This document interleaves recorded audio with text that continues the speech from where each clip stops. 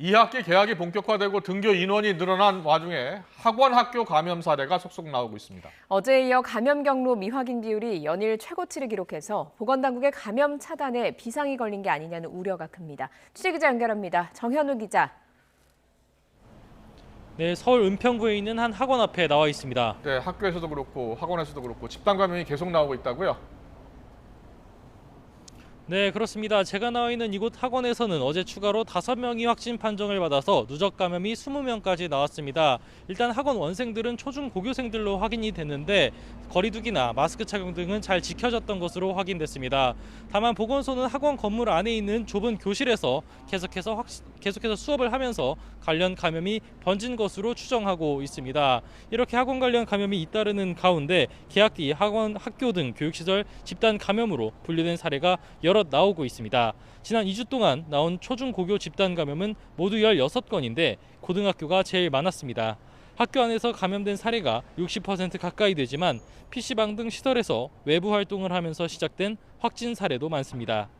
충남에선 코인 노래방 관련 감염으로 3개 학교 학생이 확진됐고 대구에선 노래방과 PC방을 거친 감염으로 7개 학교 학생이 양성 판정을 받았습니다. 학원에서 시작된 감염이 학교로 전파된 사례도 서울과 제주에서 각각 이어졌습니다.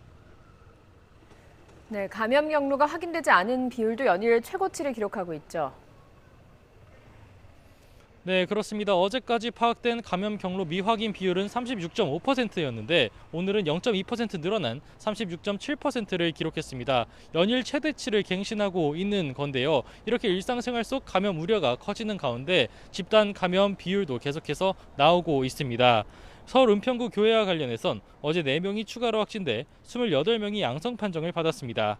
경기도에서 지인과 만난 직원들이 확진되면서 신도들과 가족들에게 감염이 번진 겁니다. 예배를 포함한 교회 활동에서 방역수칙 위반 사례를 확인한 건 없지만 직원과 신도들이 만나면서 감염 규모가 커진 것으로 추정하는 게 보건소 측 설명입니다.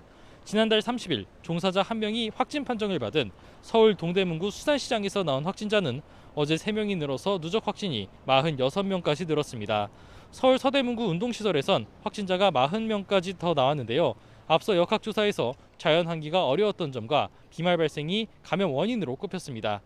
백신 접종 뒤에도 감염되는 돌파 감염 사례가 계속 나오는 것도 방역당국의 걱정거리인데요.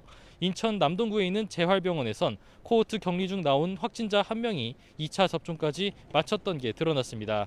또 인천 계양구에 있는 고3 학생도 지난달 2차 접종까지 모두 마쳤는데도 그제 확진 판정을 받았습니다. 지금까지 서울 은평구에 있는 한 학원 앞에서 YTN 정현우입니다.